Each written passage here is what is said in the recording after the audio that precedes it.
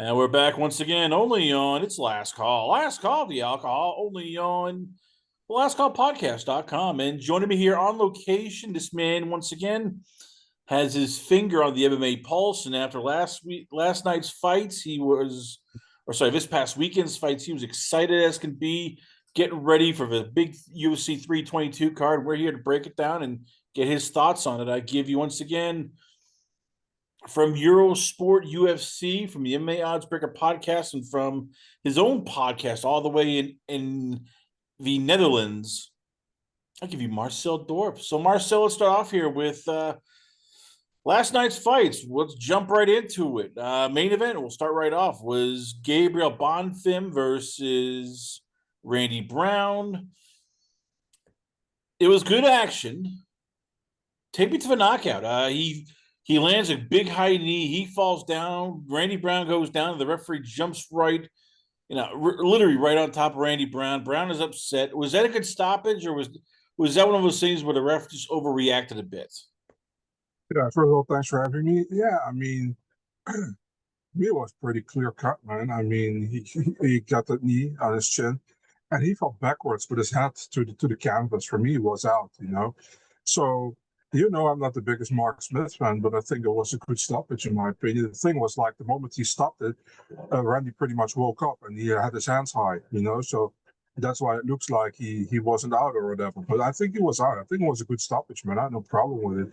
I saw a lot of controversy online from a lot of people. Also, my co-host, Adam, thought that it was an early stoppage. I disagree with him. I said to him, like, yeah, maybe if you were Stevie Wonder, but I'm always kidding back and forth. But I think it was a good stoppage, man. I had no problem with it at all, I think Bonfim looked great in this fight, by the way. I got to say, first round looked really good, I think.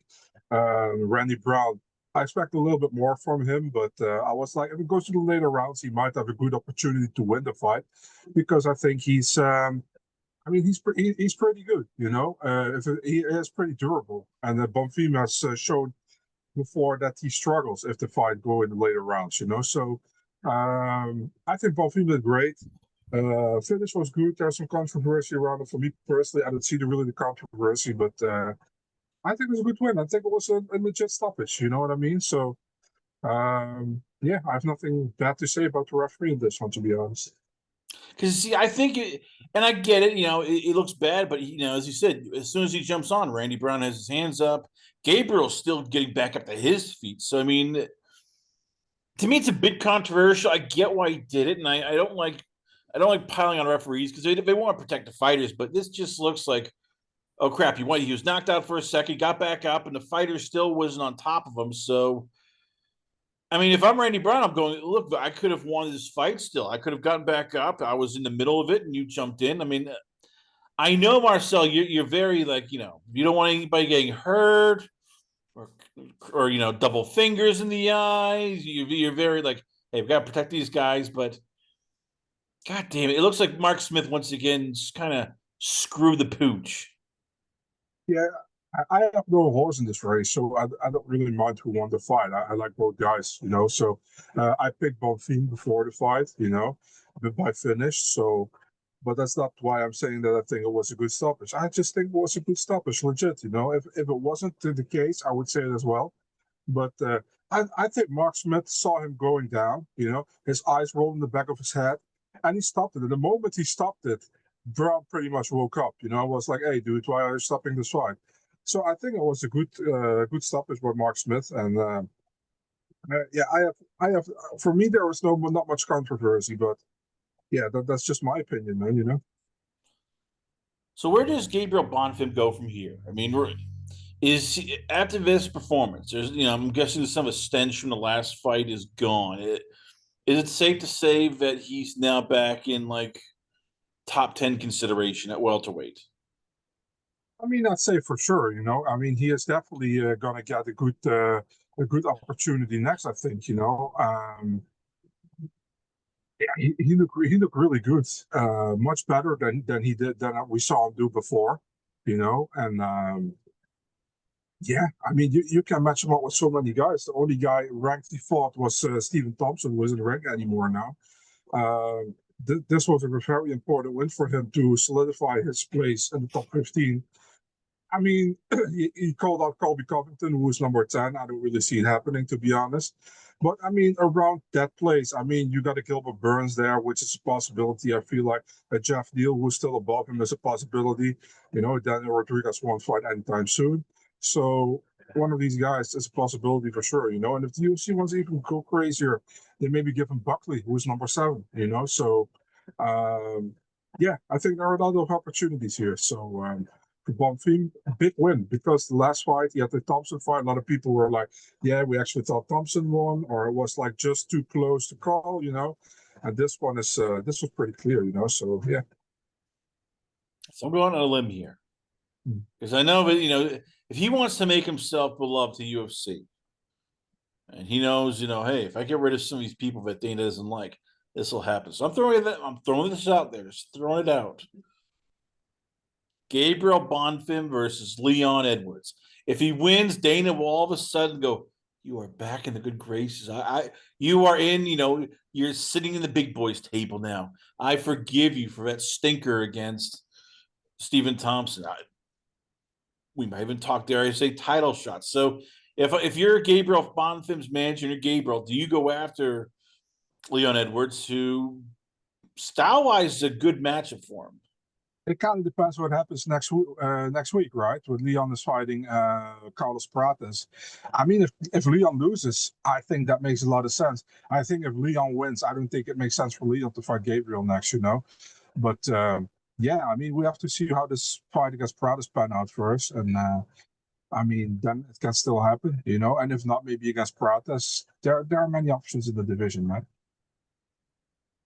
Take me to Randy Brown. Where does he go from here? Because look, this is a guy who's had a you know, pretty impressive career, but he's lost now 2 of his last 3 fights, and there's for him, it's like, okay, I'm getting into that gatekeeper position. Like, who do you match him up with? I mean, do you give him Wonder Boy Thompson? Do you give him maybe Vicente Luque? Like, who would you, if you're a UFC matchmaker, if you're Mick Maynard, who do you give Randy Brown next? Yeah, I'm going to be honest with you, man. I think Randy Brown shouldn't have lost against Battle that fight. So, my opinion, this is an actual loss. The thing with Randy Brown, the problem is, I like the guy a lot. He's also not the youngest anymore. A lot of people think he's in his 20s, but he's in his 30s already. And also, like, he loses the fights you cannot lose, man, to get higher, because he lost to Jack Della. You know, I know Jack is a champion now, you know, but back then people were like, oh, he's losing, that's not good. Then he built himself up. Then he's losing to Battle. I don't think he lost that fight, but still, it's a loss on his record. Now he gets another chance to get in the top 15, and he loses to Bonfim. So that makes him indeed somewhere between top 15 and top 20, you know. Yeah, I mean, maybe Mike Malott. Does it make sense? Number 15 in the division, Mike Malott. I do that, you know. Let's get on to one of your favorite subjects. Sure. Flyweights. Yeah. And I know that you were just you say you're impartial, but I know last night there was a tear in your eye as Joseph Morales once again is completing his beautiful, you know, Disney-like redemption story. Goes 1-2 in his first 3 fights of the UFC, gets cut. He has to bounce. He takes basically 3 years off, comes back into MMA, wins 3 fights, and then gets his. Then now 2-0 in his bet in his second run of the UFC. You can admit it. I'm guessing last night you were watching that fight. Go, you do you, Morales. You do you. Yeah, I almost popped the boner. No, just kidding, man. I think it was a good fight by Morales. The thing was, like, I was surprised that Schnell tried to took him down, you know, because that's Morales' game as well. And I mean, I know Schnell was pretty decent on the ground as well, you know, but I didn't expect that. And Morales pretty much turned him around, and he got a good finish, you know, beautiful guillotine. Uh, yeah, I mean, what can we say about Morales? The guy was out of the UFC, fought in the regionals, went back to the Ultimate Fighter, was a big underdog against Ali B. Idris in the finals, and he won that fight pretty convincingly by a finish as well. and now he's back, and he's beating Schnell. So yeah, somebody in top 15 for him next makes sense, I think, and good win for him, although I think Schnell was semi-retired already, but still good win. Listen, man, if somebody's semi-retired, beat him in the first round, and he did that. So shout out to Morales. Great finish. And good for the flyweight division to have another guy who is trying to get into the top 15 again, Why did he get released in the first place? That to me, people still today are like, wow, you really got rid of this guy quickly. I mean, he was the Ultimate Fighter winner. Yeah. Wins against Roberto Sanchez, performance of the night. Then you throw him in there with Davison Figueiredo, who pretty good fighter, guy who ends up winning the title, lose to Eric Shelton by split decision. There were some people I know who thought it could have gone his way, and then they cut him quickly. I mean, did you, from what you know, you have people in the streets, you get your sources. Was there ever like a reason they cut him, or was this Dana going, I don't like flyweights, get rid of these little bums? Yeah, we're still like in that era where the UFC was thinking about cutting the flyweight division, remember? So when you had 2 losses in a row, pretty much they cut you, and they even cut fighters who had 1 loss. I remember when I was talking to Alex Perez, I think a couple of years ago about this as well, and he's like, "Yeah, that's why I said to the UFC, I'm going to bantamweight." And he's like, when I lost my fight at bantamweight, they didn't cut me, but if I would have stayed at flyweight, they would have cut me if I lost.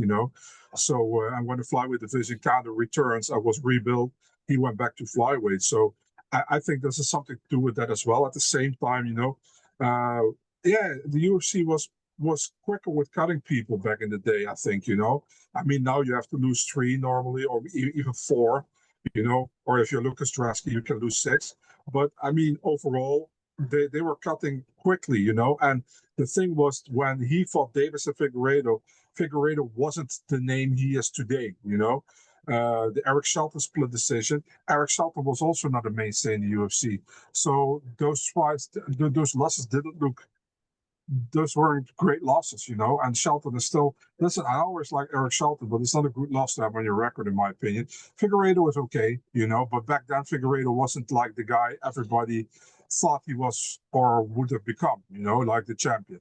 So yeah, I could see why, but sometimes the UFC is a little bit quick, and let's be honest, he hasn't, after he has lost to Eric Shelton, he hasn't fought for 3 years.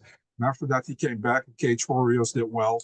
And good for him. He's back in the UFC. I'm happy for the guy.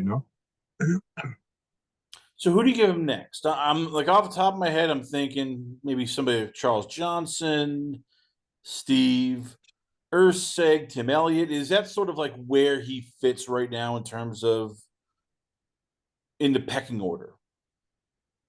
I mean, he is somewhere between 15 and 20, I would think. So you can either give him somebody from the top 15. There are also still good challenges from guys outside of the top 15. Remember that somebody like Kyoji Horiguchi, who comes back in the UFC in 2 weeks, is still not ranked in the division. So there are still some good guys outside of the top 15 as well. But yeah, maybe they can match him up with a guy like Bruno Silva. I think that would make sense. Who's 14? Sorry, I have to. Excuse me. Top 4, at least 14. Bruno Silva. I think that makes sense. Bruno Silva got a good win last time against. Help me out. Against who did he have to win? He had a stoppage win. Oh, against Yunson Park, the sort of Korean guy.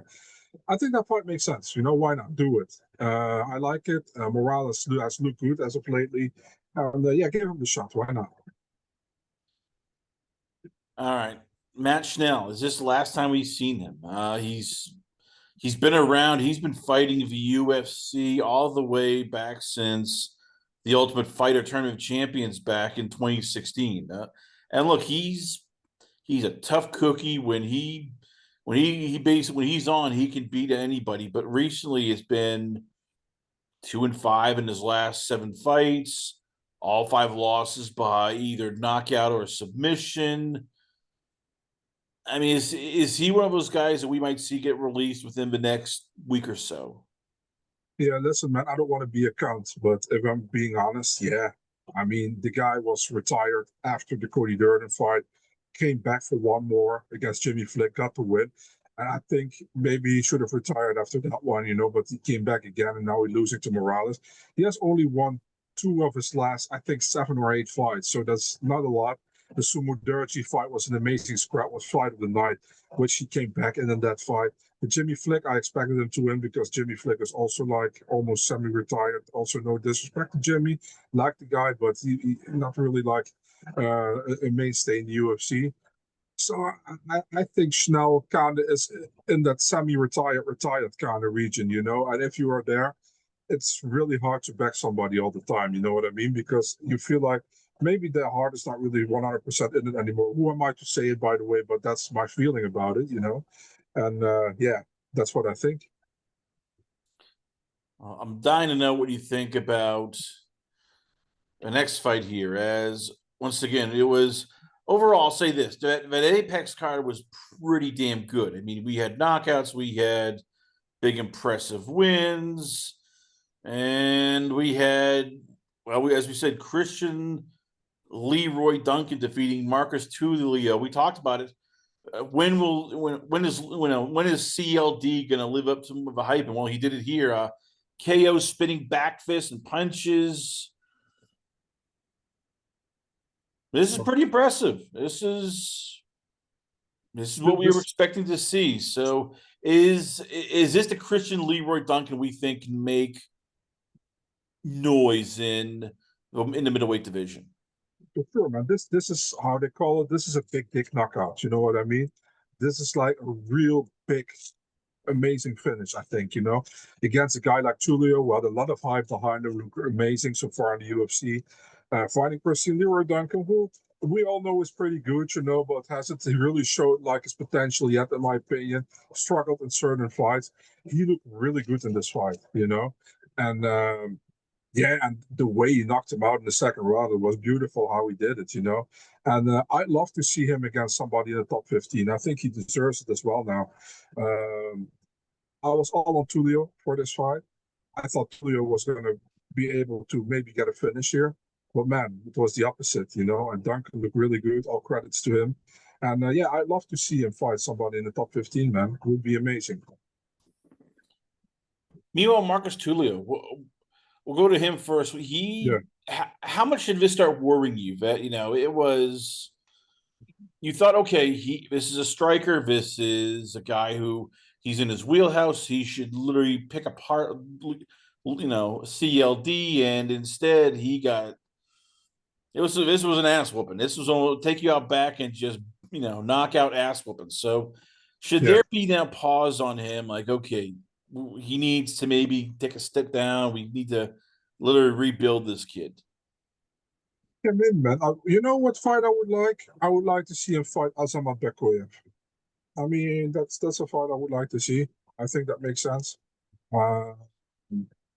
And yeah, I mean, Tulio only has 2 fights in the UFC, but he had 2 good finishes, And now we're losing to Duncan. Duncan was maybe a bridge too far for right now, But maybe in the future we'll see. But I mean, they can match him up with so many guys. But the Bekoyev fight, I think that's a fun fight. I would love to see that,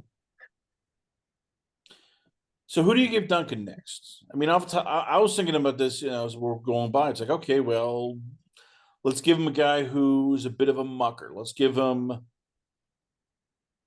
and Roman Dolidze. Is that sort of for him like the next step up, where it's like, okay, we're not going to jump you too far ahead. We're not going to get silly and go Rainer de Ritter or Kyle Barala, but we're going to give you somebody where it's like, okay, let's see what we can do against somebody who's a little more well-rounded. Well, I'm going nuts. I'm giving Paulo Costa. I'm giving fucking Paulo Costa. Why not? Paulo Costa hasn't impressed me for years. He won against Roman Kopylov last time. But I want to see it, I want to see Paulo Costa against somebody who is not afraid to strike with him. And let me see if Christian Leroy Duncan has evolved since his last losses, I mean, he looked good against Tulio. Give him Costa. Let Costa prove that he still should be in the top 15 over these younger guys who are coming up. So, and the Dolidze fight, also a possibility, in my opinion. That also makes sense. So either Costa or Dolidze, I would love to see it. What the hell happened to you, Marcel? Usually you don't like fun fights, and then now you're like, Yeah, you bro. know what? Let's have a fun freaking fight. You know Costa what, versus Duncan. Like, who? What has happened to you? Am I rubbing bro? off on you? Did somebody like switch your brain? Usually, you're the guy. Go no, we need to have like grappling. This Costa and Duncan's just like chin checking each other. Yeah, yeah, There will yeah. be no grappling. Just stand and bang, bro. Chris, what about co-main event in London next year? MVP versus Christian Leroy Duncan. What about that? Look, I'm the guy who likes fun fights. I'm just usually you're the one who's like, no, no, no. We need to have a grappler versus a wrestler. We need to see this, and you're like, you're getting a little bit wild and crazy here. Yeah, I step out of my bat with my right leg. Normally it's with my left leg. So that's the I mean, idea. next thing you know, you're gonna start suggesting, hey, you know what? Let's do Ilya Taporia versus Conor McGregor at the UFC White House. I mean, as I said, you're getting a little bit wild and crazy here for me. I like it, but that's Yeah, don't get too crazy, okay? well. Speaking of wild and crazy, that's right. We got a American heavyweight who is not afraid to represent America, not afraid to talk some trash, and he's not afraid of the foot hunter. That's right, Josh Hockett. He did his job. He finished a guy who had no business being in there, and he's calling out Walter Walker. So before we get to the fight, do you approve, Marcel? Is this a fight you're looking at going, hey, Josh Hockett versus Walter Walker? It's a damn fun fight. Yeah, no problem with it. I would aim higher if I was Walker. But I mean, Walker said he's down. So, I mean, why not? I think it's a good call out from Hokit because he knew Walker was going to reply. So that's really smart, I think, you know. Was a good debut. At the same time, I was like this Max Gimenez guy. I don't want to be too disrespectful, but do look like they took somebody from the crowd, and then he fought Hokit. Got completely destroyed within like a minute and something. But yeah, good win for Hokit, man. You know, still undefeated. Yeah, match him up with Walter Walker. Why not? If Walter Walker wants it and he wants it, what's the hesitation there? You know, just do it. So if you're in the UFC, like how do you because Hawkins here's what I'll say about Josh Hawkins. He has star potential. Like he knows how to work the media, he knows how to put on a show. He's a guy who can just, throw heavy hands and knock people out. He has a pretty, developing submission game as we've seen from his fights in Bellator. Like if you're a UFC, how much do you bring him along slowly and not go, let's get too wild and crazy? I mean, if you're McMaynard, are you sitting there going, I don't know if we want to do Walker versus Socket yet?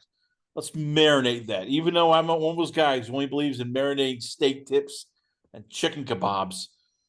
If you're a UFC, do you go, no, let's hold off on Walter Walker for now? Yeah, that wouldn't surprise me to be honest. You know, the how do you say it, the talent in the heavyweight division is really rough. And I think they have now somebody who's undefeated, had a great debut. Yeah, maybe they don't want to give it to Walter Walker next. Maybe he gets like a random guy who is not really that great and that heavyweight, you know. So I wouldn't be surprised if the UFC does that. I like the Walker fight, but I wouldn't be surprised if the UFC does what you just said. You're worried about, aren't you? You're like, oh crap. You know what they're gonna do? They're gonna stick him in there with Lucas Brzezski. They're gonna stick him in there with freaking Chris Barnett. And God Bro, damn it, one of those two might just stink up a joint. bro, that was I think the original booking, man. Josh Hockett against Lucas Brzezski. So that was never released, but I think after that, Josh forgot the Max Gimenez. But I think the Dresky fight was the original booking. So it wouldn't surprise me at all if they do that. It really wouldn't surprise me. Are you becoming a fan? Because I can see in your evil mind, you're like, you know what? This guy might be able to clean out some of the crap we have in the UFC division. He might be able to get rid of some of these guys who just like are big, slow plotters. Oh my god, you're starting to fall in love because you're like, holy crap, heavyweight fights with this guy lasting only a minute. That means I'll just see like 5 more minutes of his crap. Yeah, I mean, I pretty much like every heavyweight who finishes, I like, you know, because like there are barely any heavyweight fights but that are fun to watch after 2 rounds, you know. So Yeah, all credits to him. If he can keep doing that, great, but I don't know if the competition gets higher, it's going to be that easy, but we'll see. But for now, it's a good debut, we'll see. We'll see. The best fight for me was watching a guy get his comeuppance. And I don't mean that in a mean way, but I mean, let's call a spade a spade. Your one job in the UFC is to just one of a few jobs you have to do: show up and make weight on time. That's all we're asking most of the time. Like, all right, well, we can put up with a lot of stuff here. Ismail Bonfim came in. He was supposed to have a fight at, well, I'm guessing lightweight instead. Nope, he went way over that, 6 pounds heavier. So they had to do a catch weight. Thankfully, though, Yeah. the good guy won here as Chris Padilla got the knockout TKO punches. Should the UFC cut Bonfim? I mean, if you can't make weight, what the hell are you doing here? Yeah, I got a 25%, right? Purse, or 25% of his purse. That's not the first time, So what the UFC should do here, maybe he has to go to 170, man, but he's way too small for 170, I think, So, but to be honest, I wouldn't be surprised if the UFC cuts him. I hope not for Ismail. He's a good dude, But I mean, he's only to blame himself if they cut him. He looked pretty good in the first round, and then he faded as always again, just like his brother normally has the same problem, but he faded again. Padilla took over and he finished the fight. So I hope not for him, but I think the UFC is probably going to cut him. Definitely because of the weight miss as well. Again. Meanwhile, Chris Padilla, what is his future in the UFC? Because on one hand, that's an impressive knockout, and you're going, okay, well, hey, this guy might have something, and at the same time, it's like, okay, he's not a kid. He's 30 years old. He's been around the block. He's 4-0 in his UFC so far, but is he a guy you see that could make some noise in the lightweight division, or is he a guy that's just sort of in between that top 15, top 20? He's pretty decent, but I'm still not convinced. You know what I mean? I want to see him against. Give him a veteran test. Fight. Give him Jared Gordon. I would love to see that fight. Or give him Jim Miller, your guy. Give him a veteran test. Let me see how good he is against these established guys who have been a long time in the UFC and have potential to get a finish. I would like to see that. Maybe Jared. I think the Jared Gordon fight makes a lot of sense, to be honest. Now that I can get behind, because as you said, it's sort of all right. It's a veteran. Let's see what he does when he can't just when Plan A doesn't go his way. That I get. Jim Miller, I still have high hopes for some other big fights. I know you're like, no, we got to protect Jim Miller, but God damn it, you and I both know sometimes we need to dip our toe in the deep end and see what happens. But that's a different story for a different day. Overall, I like this card. Unfortunately, it was stuck in friggin' UFC Apex, and as you tweeted out, it was extra quiet. You could hear a pin drop. Crazy. Yeah. How depressing is that for fighters when it's like they want to feel the crowd energy, they want to have fans there, and this is just like crap. This is like a Grand Canyon.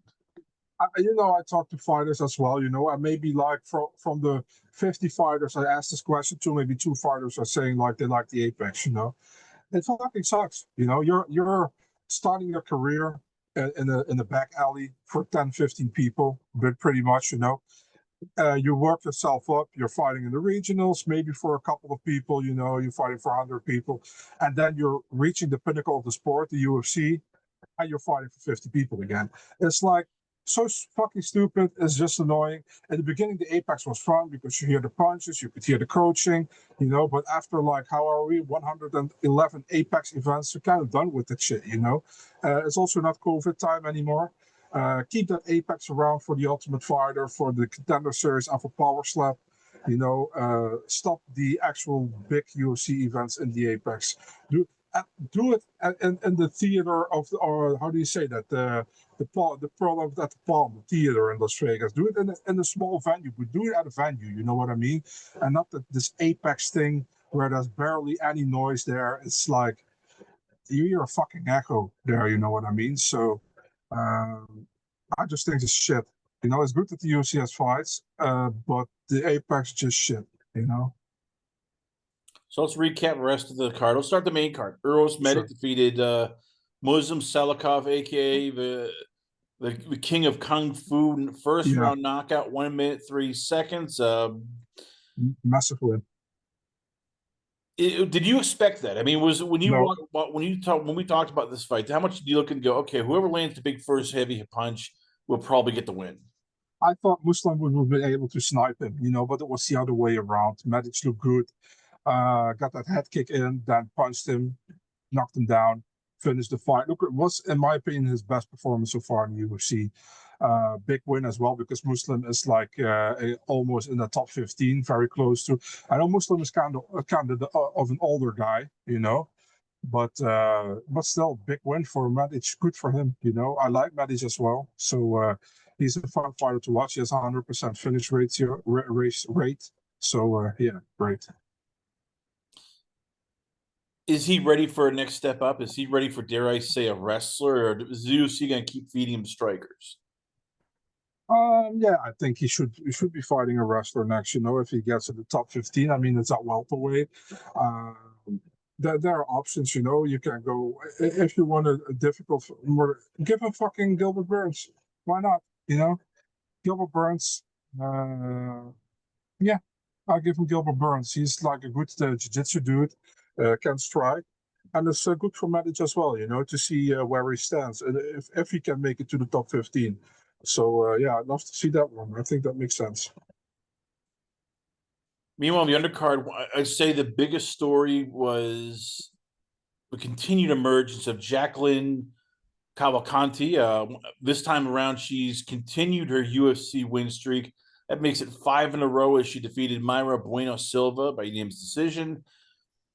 Do they have something here? I mean, especially in a bantamweight division, which you've said is just god friggin' awful. Is Yeah, she one of those people like all of a sudden you're like, hey, you might have like a potential, dare I say, top contender soon? yeah. First of all, this fight was a clear 30-27. I think one judge had a 29-28. I think he's retarded, but okay. Um, But yeah, I mean, it was a good win for Cavalcanti. It wasn't spectacular or anything, you know. And she's on a good streak in the division. And the division is kind of fragile, in my opinion. So she can definitely get into the top 5 conversation pretty soon, I think, you know. But the thing is, like, how is her ground game? I still don't know. We still haven't seen her. The funny thing is, Myra's pretty much a grappler a lot, you know, but she barely grappled. She couldn't get her to the ground. So at least her takedown defense looks good. But I want to see her against a better grappler, you know. I want to see if Cavalcanti can match against these girls. So maybe give her like, I mean, who do we have in the division? I mean, would you do you jump Yeah, right in there with Irene Aldana? Let's see, Irene Aldana or Macy Chasen? I gave her Yana Santos. I think that makes I like that fight. Yana, or maybe Caitlin Vieira, who recently got the loss against Dumas, close fight though.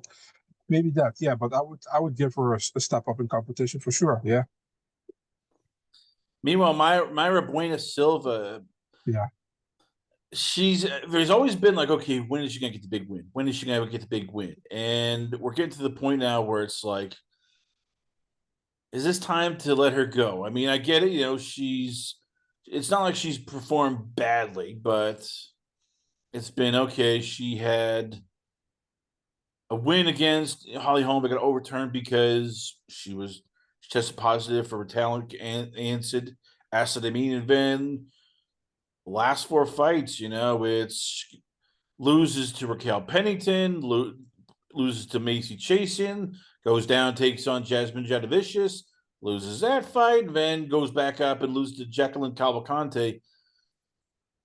Like, I guess, does she have a place right now in the UFC, or is she somebody that you can go, well, we can move on from her? yeah. I think they can move on from her. To be honest, I don't see her getting any time soon back. The funny thing is, like, besides that whole no contest win, her best win might be her first win in the UFC and her debut, and it was against Jillian Robertson. You know, after that, not really great wins anymore. Somehow she got into a title fight, you know, because of that home fight, but went to no contest. She has lost a couple of fights in a row. I don't see her climbing back. So, yeah. Meanwhile, I'd say the best performance in undercard was Daniel Marcos defeating Miles Johns by rear naked choke of a second round. I'll say this: if you lose a fight, this is how you come back. You just come out like gangbusters and you overwhelm a fellow contender who Miles Johns is pretty good. He doesn't lose often. So is it safe to say that Marcos is back and that last fight was just sort of like a hiccup? I think Marcos is decent, but I don't see in him like a next level kind of guy, But he looked really good yesterday, or yesterday, yeah. I think he looked really good. Miles Johns had a really bad fight, in my opinion. He also said like I didn't feel great, in the fight, and a really bad performance. I think he had a bad performance. So, but nothing taking away from Marcos. He looked amazing, I got the finish, so all credits to him. But I just don't see it in him as a top 15 guy, man, because I've seen too many fights where it was very close against guys he shouldn't be fighting close against. And I mean, he got that win over Davy Grant in London, I think it was, and I thought Davy Grant won the fight, So we'll have to see. At least he looked pretty good this time, But let's see against better competition how he looks. I'd say for me, the toughest fight watching was Tisha Pennington losing to Denise Gomez. You and I have followed her for years. I mean, she was one of the original on The Ultimate Fighter at Champion Will Be Crowned. For years, there were a lot of people who thought she was going to be a champion. And it was always just she would get to that level and then just lose to the elites, Rose Namajunas or Jessica Andrade or Joanna Jędrzejczyk or Zhang Weili. Never get finished, but just lose decisions. Is Denise Gomes that good, or is Tisha Pennington, aka Tisha Torres, just now like this is sort of maybe the beginning of the end? Yeah, I think the second. I think Tisha is a little bit in a decline as of now. We saw Denise Gomez in a better opposition as well, and she didn't look good, in my opinion. So for me, this was kind of like if Tisha is still on her A game, she should be able to win against Gomez on a technical kind of way. And if she isn't, then Gomez probably powers her way to a decision here, or either a finish, but probably a decision.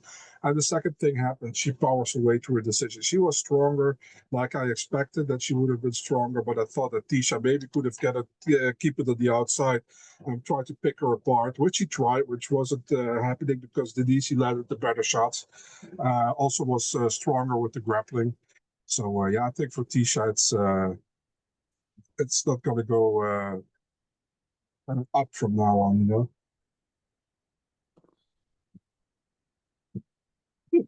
We're in the rest of the card, the undercard here. As I said, I'm looking at it, and there was some good fights. The rest of the winners, which was Jamal Emmers beat Hyder Emil, Ronnie Boceros defeated Ricky Simon, and Zachary Reese defeating Jackson McVeigh.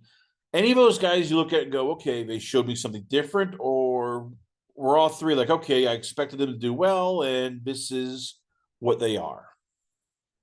That first fight was kind of crazy, right? With McVeigh and Reese. Reese came back after McVeigh attacked him pretty badly.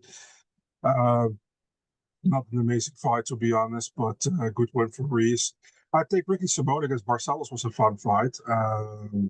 Probably one of the better fights in the prelims. A good win for Barcelos after first round for Ricky. Barcelos just looked better, hit more, better grappling overall, better striking. So a good win for him. And Emil Emmers was pretty surprising to me. I like Emmers a lot, but I thought Emil would have been able to land a good combination and maybe put him out. But Emil was also gassed after 5-6 minutes, and Emmers looked really good in this fight. So yeah, good win for Jamal Emmers, man. Let's get to the main course here. That is UFC 322. Let's start off here with the main event: Jack Della Madalena versus Islam Makhachev. It feels like people already are saying, "Oh yeah, Makhachev is going to just destroy this guy. He's going to just walk in there and walk him down and beat him up." For those who are pro Makhachev, how much should they look and go? Jack Della Madalena is a lot bigger and stronger than we give him credit for.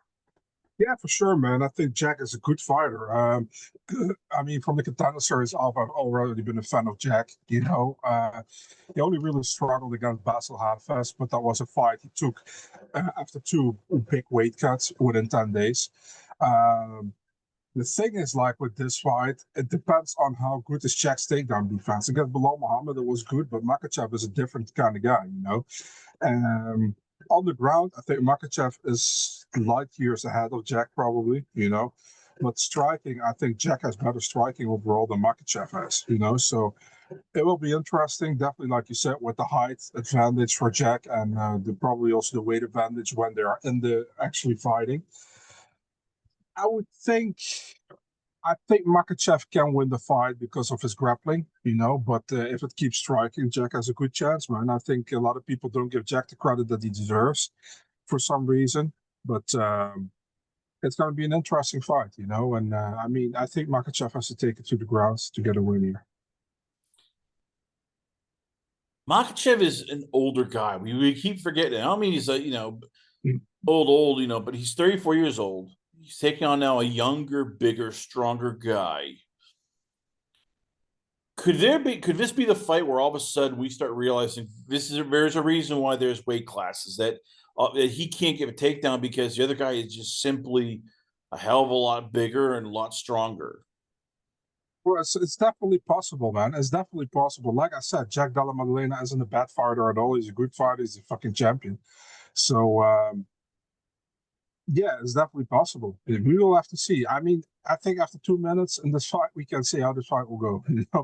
So maybe even earlier. But it's an interesting fight. I like the fight. I think Jack definitely has a good chance. Although a lot of people counting him out, I think he has a good chance. But if you hold me at gunpoint, I will say Makhachev probably wins the fight. So if you're Makhachev, how much do you have to worry, though? Like, I'm guessing the fight that you look is for him that gives Jack confidence is Gilbert Burns. This is a guy who is pretty good grappler, maybe not as good as his takedowns as Makhachev, but he's at that level just slightly below, and he was able to keep Gilbert at bay, eventually knock him out. Like, if you're Makhachev, how much do you look at that fight and go, yeah, this could happen to us? Like, this is sort of what we need to do and avoid just, getting all of a sudden caught in no man's land. Yeah, I don't think they think about that at all, to be honest. I think they're superior with the grappling. So a matchup against any other guy. So I don't think they think that at all. So I think they will just try to grapple and they think they will win with the grappling. So I'd be surprised if they think like maybe this can happen to us as well. I don't think they think that way, but maybe I'm wrong. But I think that Makhachev thinks that Jack is a good fighter, but that they are ahead of him. But we'll see. Maybe that will be their trap, but maybe not. We'll see. I don't know. Meanwhile, the co-main event, you could argue, is maybe the more 50-50. This is two women who are probably at the peak of their career. You got Valentina Shevchenko versus Wei Zhang. Who's right now, I'd say, who matches up better with who? Shevchenko with her vast array of striking, or Zhang, who is this damn impressive grappler who knows how to keep strikers off of her? That's a really interesting fight, man. And also in this one, man, Zhang is going up to Shevchenko. So Shevchenko will probably have the advantage in strength, I think. The thing with Shevchenko is like she doesn't really have a weakness, in my opinion. She's really good on the ground and her striking is like top level. And the same can be said for Zhang. You know, Zhang is pretty good on the ground, and the striking is amazing. The thing is, like, you got pretty much the two best champions, women champions right now in the UFC, in my opinion, going against each other. It's a really interesting fight. Yeah, I mean, I would probably think that the thing is, Shevchenko has a decline, and I think she doesn't has a decline yet. I think she should be able to win the fight, but I would be surprised if Zhang wins. At the same time, I think Zhang is better at 115 probably. I like to see her go back there because the division. I mean, we have Mackenzie Dern there now, but it's not really like championship material in my opinion, and it was for and I wasn't either in my opinion. So I hope Zhang goes back, but if Zhang wins, she probably stays at 125. We will see a rematch, but yeah, fun fight, man, and we'll see what's next. You know, Could this be finished in the first round? Like if you're Shevchenko, you're probably watching the Rose Namajunas fight and go, all right, Zhang had trouble with head kicks, with that sort of that striking from that pocket where she can't can't get inside, she can't take a takedown. Is that one of those things where if you're Shevchenko, you go, yeah, I see how I can beat her because she just watches the name of Junis tape and goes, all right, Rose beat her twice by doing the same thing, and I'm a hell of a lot bigger than Rose. I mean, it's possible, but I wouldn't put my money on it. You know what I mean? I think the fight will go a little bit longer than just one round, but it's definitely possible, man. I mean, Valentina has the quality to do it, so I wouldn't be that surprised. But it wouldn't be my pick to see this fight end in the first round. You know. And the rest of the main card we've got it is Leon Edwards versus Carla Pratis, Aaron Blanchfield versus Tracy Cortez, and Benoit Saint Denis versus Benil Dariush. So, which of these fights do you like the most of the three? Because all three of them have their storylines that we can go, okay, well, it's a rising, contender versus more of an established veteran.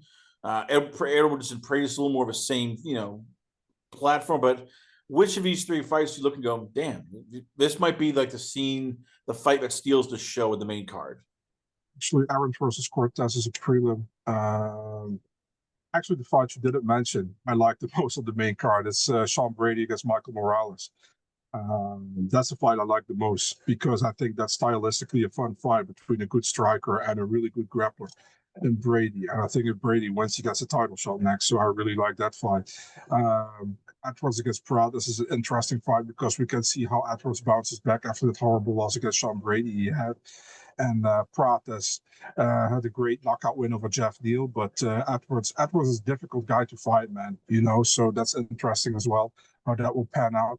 And Darius Saint Denis is also fun. Darius always tough, always how do you say that? The guy in the division you actually everybody wants to fight him, but everybody doesn't want to fight him. You know what I mean? Because you can beat him, but he also can beat you by decision, and you're like, fuck, I lost to Darius, because Darius is pretty a mainstay in the division in the top 10, and Saint Denis got a great win last time over Rufi, so that's an interesting fight. And the Blanchfield Cortez, I think Blanchfield rules in that fight. I mean, the first fight, I thought already Blanchfield won. Cortez got that one in Invicta back then. I think Blanchfield wins that fight any day, to be honest. So I'm excited about the Brady versus Morales fight because these are, as you said, these are two guys who it's like they're right on the cusp of maybe getting a title eliminating fight. Yeah. Who's the better guy in your opinion? Like when you look at both guys, and it's literally they have one loss between them, which is insane. Is it Sean Brady? Is it Michael Morales? Like right now, before we find out during the fight, like who's the guy that you would put the money on? I mean, Sean Brady is more proved, than Michael Morales. Michael Morales has looked good so far, but he hasn't fought the competition that Sean has fought so far, And the fun thing is, like, a lot of people were shitting on Sean Brady when he lost to Bilal in Abu Dhabi years ago. But Bilal became the champ after that. This is his only loss in his career, and it's not even a bad loss. He got a big win over Leon Edwards last time, a finish. He's right there at the top of the division, And for Morales has looked good, but against like Good competition, but not like elite competition yet. And this is the first time you're going to fight an elite guy. So I'm really intrigued by this. If Morales wins here, man, he's close to title shot, man, you know? So, but if Brady wins, he should get a title shot. So it's an interesting fight.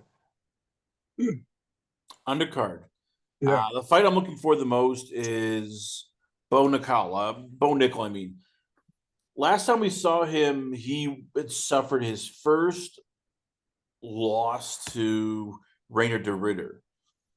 What should we expect now? Because for the first couple of fights, he was this guy who was blowing through everybody like the big bully, slapping people around, taking their lunch money, walking down the hall like, yep, you can't stop me. What could we expect now against Rodolfo Vieira, who a tough guy, been around, has had some tough fights here. Is this one of those fights where Bo might lose his second fight in a row? I think Bo knocks him out, man. That's what I think. I think a lot of people think there's going to be a grappling fight. I think Bo knocks him out, probably in the first round. I think Bo bounces back after his loss to De Ritter. He looked bad in that fight. But I honestly don't think that he really has to grapple with Vieira, you know. And don't forget, Vieira loves to gas in fights, you know. So the longer the fight goes, I also think Bo has an advantage. He just has to make sure that he doesn't come in bad situations as a wrestler against a Brazilian Jiu-Jitsu guy. But besides that, I pick Bo in this fight, man. I think he knocks him out, to be honest. Yeah. Is it safe to say that Rodolfo is better than everybody Bo has faced outside of Rainer? Like, once again, we're gonna find out how good Bo is because you can look at all his fights, and most of these guys, before in his 4 UFC fights, how many of them are still left in the UFC? Like, will this fight show us something different? Yeah, I don't think so, to be honest, man. I think he probably knocks him out early, so probably not. You know, I think it will be like uh, probably he knocks him down and he goes for the ground and pound, or he knocks him out clean. I think, you know, Vieira is kind of an older guy as well, you know. So and I haven't really been impressed by Vieira, you know, besides a couple of fights, but overall, I think both should be able to win this fight, man. I really have like honestly. Maybe I have to come back on this next week, but I have no doubt, to be honest. Let's talk about rising prospects we've been looking at and that I'm excited for. It is the machine. It is the machine, Malcolm Wellmaker. He was supposed to take on Sari Sydney. Back fight got canceled. Instead, we're getting him versus Cody Haddon. What are you expecting? I mean, because that's what we want to see from Wellmaker. So far, it's been like knockout after knockout after knockout. His first 2 fights knocked out both guys in the first round. Should this be another knockout, or is this a fight where we might look and go, all right, hey, Haddon might have some tricks up his sleeve? Tell you, this is a fucking difficult fight for Wellmaker, I think, you know. I think the City fight would have been, no disrespect to City, but would have been a lot easier than the Haddon fight. The Haddon fight, I think there's a possibility that Haddon beats him, to be honest, you know. That's how high I am on Cody Haddon. And even Wellmaker, I think Wellmaker is good as well. He can also beat him, don't get me wrong. The thing is with Wellmaker, a lot of people think he's a super young guy, but he's also in his 30s already, you know. Interesting fighter, has looked good so far, but the thing is, like, against pretty low level competition, in my opinion, in the UFC so far, and also the Contender Series. So this is a step up in competition against Cody Haddon, in my opinion. A lot of people will probably not be familiar with Cody, but Cody's good, man. Had a great debut against Dan Argueta. Got the Contender Series win. Interesting fight, dude. But I mean, I don't know what the odds are in this fight, but if Haddon is an underdog, man, it might be worth a try, you know? Speaking of interesting, let's talk about the most interesting prospect right now in the UFC from Chechnya, Russia, the hunter, Bysengor Suskarayev. The hype is starting to get a little bit now. Like, he came into the UFC, okay, he's 8-0, and he's just this machine. And then we saw him take out Eric Nolan, and people are like, hey, this is the next big super prospect, the next big Russian star. Is Eric Makhachev going to be any different, or is this going to be another prey for the hunter. Yeah, there's going to be a first round finish for Susakayev, man. Mechanical is a decent fighter. I haven't been impressed by him. He got easily destroyed by Nursultan Roziboyev in his debut. And the last time against Brundage, I thought he lost the fight, but he got a win by split decision. This is another fight the UFC tries to highlight Susakayev. It's pretty much like, how do you say that? A fight to show how Susakayev great is, you know, how great he looks, and that they have a prospect in their hands. So Susakayev wins this fight. I would be surprised if Mechanical wins. If he does, all power to him, but I'd be really surprised if he does. We talked about before how sometimes UFC has trouble with matchmaking and, you know, managing younger fighters, especially prospects. We've seen it before with just loads of guys, you know, who come in, they get a lot of hype, and then it's, oh crap, well, they got exposed. And I get it, the hunter is a guy that everybody's talking about. He's exciting, but he is, you know, 24 years old. He's a guy that you look and go, all right, who's he faced? And there's people I know who are going, hey, he deserves a top 10 fight. Hey, this guy deserves, you know, the next world. And all I can think of is, didn't we learn our lesson with Aaron Pico? Didn't we learn our lesson with Edmund Shabazian? Is he better than those guys? Or is this one of those people that, you know, the UFC needs to be careful with because, well, he's a 24-year-old and he hasn't really faced anybody who's maybe on his level? Yeah, that's the main question, of course. You know, is he better? I don't know. We have to see him against better competition if we really want to compare, you know. And I don't think Mechanical is that better competition, in my opinion. So, I don't know, dude. We need to see. I think he wins this one, and then I hope that he gets a step up in competition and we can have a better comparison, you know. Meanwhile, let's talk about two guys who this is going to be hard for me to pick against because it's two of the nicer guys who have had to, let's say, overcome a lot. Gerald Meerschaert versus Kyle Dacus. Kyle Dacus is one of those few guys who got cut by the UFC, worked his way back, and is found a second life. Gerald Meerschaert, another guy who always in tough fights, never gets, you know, one of those, say, easy wins. So I'm going to ask you this year. Who wins this fight? And how tough will it be for you in terms of, like, one of the good guys, no matter what, is going to lose? Yeah, man, I hate to pick here because I really like both guys a lot, you know, but you got to be honest here, man. I think Gerald Meerschaert, he's a great career, you know, but I don't see him making any steps anymore, man, to be really honest. I think he's pretty on his top right now.